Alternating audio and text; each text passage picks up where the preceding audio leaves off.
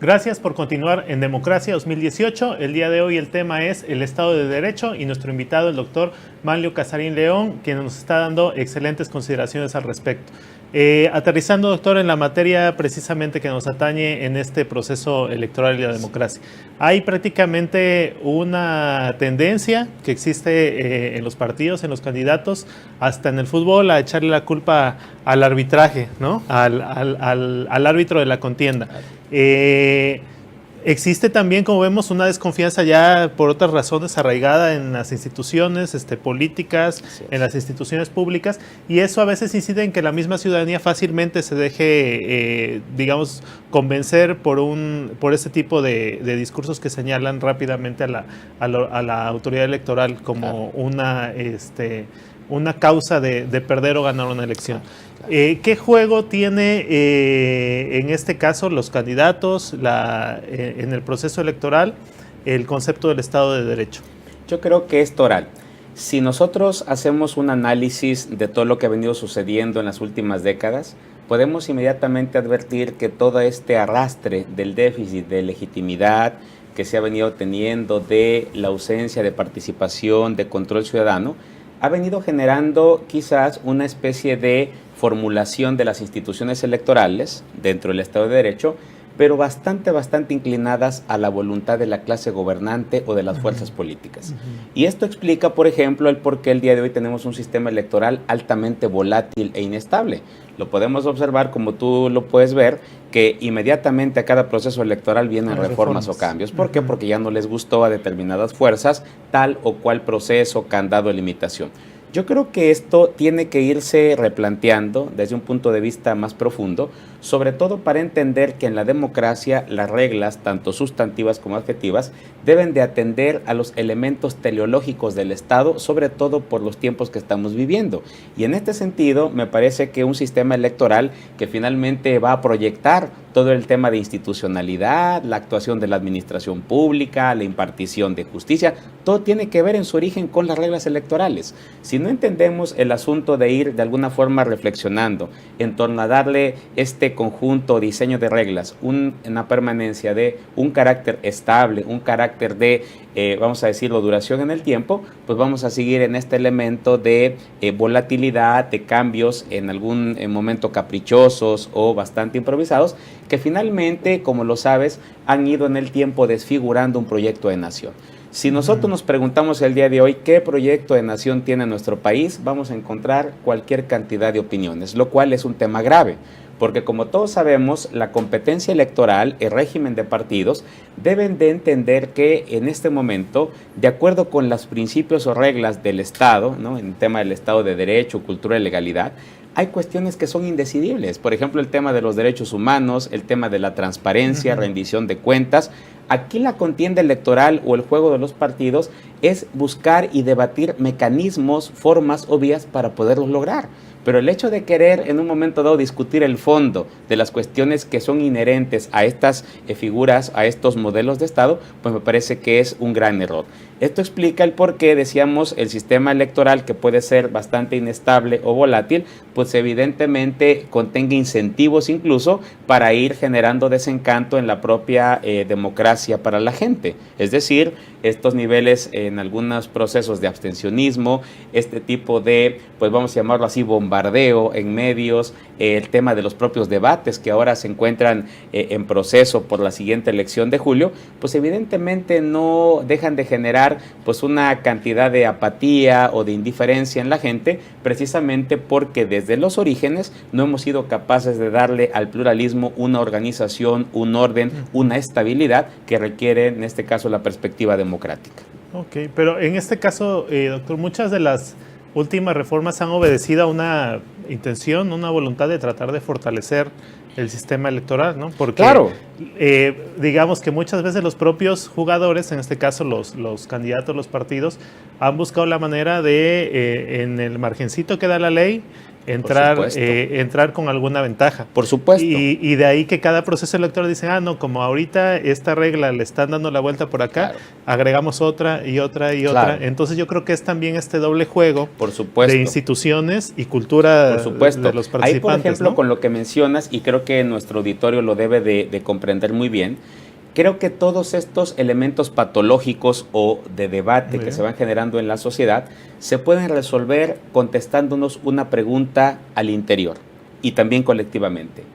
Toda esta cantidad de cambios o implementaciones de las reglas electorales, en donde no solamente hablo de el régimen de partidos, sino también las consecuencias que puede tener el modelo por cuanto hace a comunicación política, por cuanto hace a financiamiento, por cuanto hace a fiscalización y rendición de cuentas, etcétera. La pregunta es, ¿realmente se han traducido en los años recientes en una cualificación o en un mayor grado de democracia? ¿Realmente han servido para que la gente tenga esa percepción de que las instituciones se han venido depurando, han venido generando mayor respuesta satisfactoria a las necesidades sociales?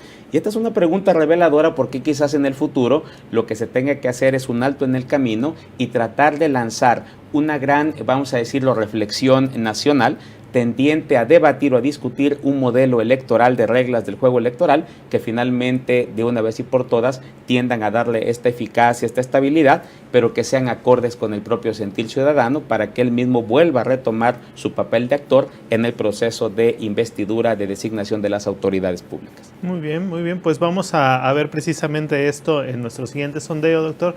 ¿Cuál es la opinión de la gente al respecto de este tema y en particular de manera más amplia, si consideran que en México existe un imperio de la ley, si se aplica el Estado de Derecho? Vamos a ver qué nos dice el sondeo.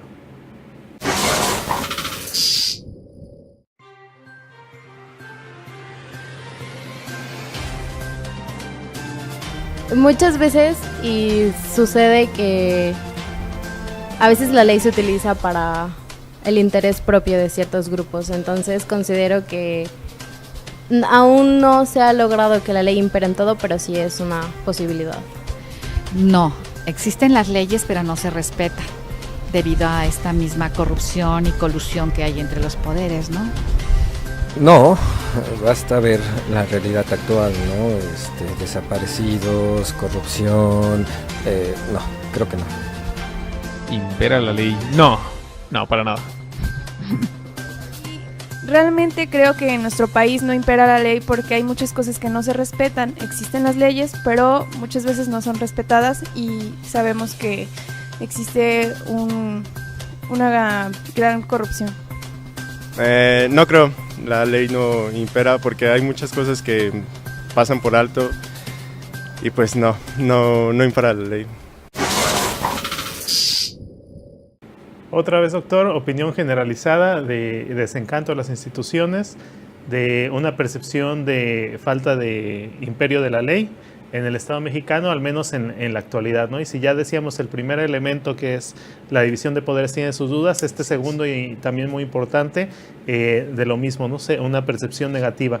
¿Qué podemos comentar al respecto? Pues hay muchas cosas que decir. Lo primero, y que también nuestra audiencia debe de comprender, es que el asunto aquí no es un tema de una absoluta falta de cumplimiento de la ley, esto sería un caos, ¿no?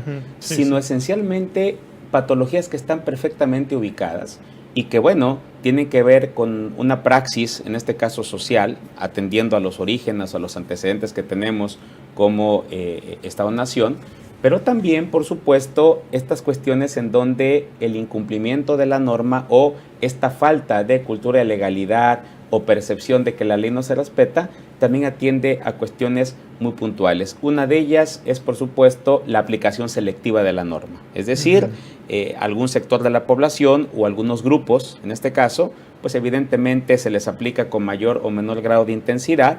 Otra práctica patológica es, en este caso, la aplicación de la norma jurídica, la aplicación de la ley, haciendo una enorme cantidad de esquemas de simulación. Es decir, bajo la cobertura o el disfraz de la legalidad, se esconden una gran cantidad de fines que por supuesto desvirtúan los principios del Estado de Derecho.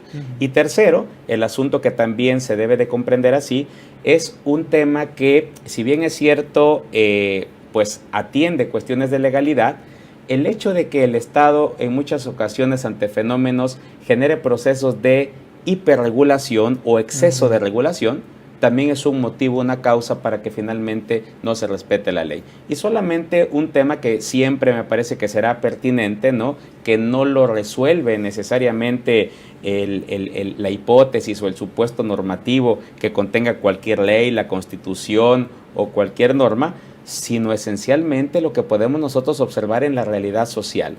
No puede haber democracia, no puede haber cumplimiento efectivo de Estado de Derecho o una práctica de cultura de legalidad aceptable con brutales niveles de inequidad y desigualdad social. Es un tema concreto. Imagínate nada más cuando una persona ante un esquema pues prácticamente hiperregulado en ciertas materias, a lo mejor puede desear cumplir la ley, pero no tiene las condiciones materiales para hacerlo. Simple y sencillamente le resulta imposible. Entonces aquí el asunto es ver cómo se va acentuando a través de la propia legalidad este esquema de pisos, en este caso disparejos, en los cuales es imposible que pueda dar por resultado un mayor Estado de Derecho, cumplimiento de la ley o cultura de legalidad. Ok, doctor. Entonces, en la opinión personal, pero de un especialista que además tiene todas estas bases y antecedentes y conocimiento del marco estatal mexicano, ¿existe en México Estado de Derecho? Bueno, estamos hablando de que tenemos un Estado de Derecho con bastantes niveles de desgaste, de erosión, muy poca cultura de legalidad. Ahí están las encuestas, ¿no? Y la cultura de legalidad en abstracto me parece que no es tanto la situación problemática, el asunto es cómo se proyecta en la sociedad, con altos niveles de impunidad, con altos niveles de corrupción, no obstante, como ya lo decíamos, las reformas estructurales que se han venido generando, y por supuesto yo creo que un asunto fundamental de que tenemos un Estado de Derecho todavía débil, un Estado de Derecho pues que necesita mucho que desarrollar y fortalecer, es el asunto fundamental de que la sociedad, en este caso, todavía no se ve reflejada en la toma de decisiones del poder público. Faltan mecanismos reales y efectivos de participación ciudadana como factores de control del poder que finalmente puedan ir revirtiendo estos procesos de erosión, sobre todo para hacer más legítimas las decisiones del Estado en todos los ámbitos o esferas de la sociedad. Entonces tenemos un Estado de Derecho débil. Débil. En este momento. Hay por ahí una luz de esperanza, ¿no? Se tocaba ahorita reformas estructurales que pretenden fortalecer el mecanismo institucional, el mecanismo de rendición de cuentas, ya hace algunos años también el mecanismo de participación ciudadana, en acceso a la información, entre otros. ¿Cuáles podrían ser algunos de estos parámetros, ¿no?, que se han dado recientemente en modificación al sistema jurídico mexicano y que podrían decirnos, bueno, esto nos permite reconocer, ¿no?, que hay algunos pasos hacia avanzar a un Estado de Derecho más consolidado? Una primera respuesta que yo daría es cuando la sociedad se empieza a hacer la reflexión o se hace la pregunta, ¿realmente a 2, 3, 4, 5 años de la implementación de estas reformas en cualquier área, ¿no?, la laboral, la educativa, la energética, la financiera, ahora la reforma anticorrupción, la pregunta es si estamos mejor que antes. La pregunta es si existe una percepción favorable de que esto finalmente vaya revirtiendo aquellos procesos negativos del pasado. Bueno, yo creo que en este sentido la propia sociedad puede prácticamente de manera unánime coincidir en que no se han visto reflejados esos resultados. Alguien diría, es cuestión de tiempo. Yo creo que aquí, aparte de que toda implementación de este tipo de cambios normativos lleva, en este caso, una cierta cantidad de años, la pregunta que tenemos que hacer es si no se tienen que reformar o modificar los fundamentos o el diseño normativo del Estado, pero en esta perspectiva democrática, en esta perspectiva de participación y control ciudadano. ¿Por qué lo digo? Porque imagínate tú el absurdo o la contradicción de que ya prácticamente vamos a estar al tercer año de la implementación a nivel constitucional de la reforma anticorrupción. México sigue descendiendo en los rankings o en los índices internacionales de corrupción, de falta de Estado de Derecho, de incumplimiento de la ley. ¿Qué es lo que está pasando? Yo creo, esa es la tesis que tengo, que de origen tenemos que revisar los fundamentos de la toma de decisiones del poder público. Cierto, se hicieron reformas estructurales, pero hay que tomar en consideración que prácticamente la autoría se debe a las 3 principales fuerzas políticas de aquel entonces y obviamente con prácticamente nulos o escasos procesos de participación ciudadana o de políticas eficaces de tomar en serio, de tomar en cuenta la opinión de la ciudadanía. Y este es un tema revelador, porque si nosotros no observamos esta situación, pues finalmente podremos afirmar, reformas pueden ir y venir, y finalmente se materializa aquella famosa expresión bastante dolorosa de cambiar y cambiar para quedar exactamente igual. Entonces yo creo que sí es un tema de estructuras que habrá que ir revisando con independencia de la bondad o no que puedan tener este tipo de transformaciones jurídicas. Muy bien, doctor. Agradecemos mucho su presencia en este programa de Democracia 2018. Muchas gracias. Sin duda ha sido muy enriquecedor escuchar y seguramente para el público también atender a estos temas. Estamos pendientes de la siguiente emisión. Claro que sí. Y también a ustedes los invitamos a continuar pendientes de las emisiones de Democracia 2018, donde pueden conocer todos los aspectos relacionados a su ciudadanía para poder participar de manera activa e informada, razonada y crítica en este proceso electoral. Los esperamos la próxima.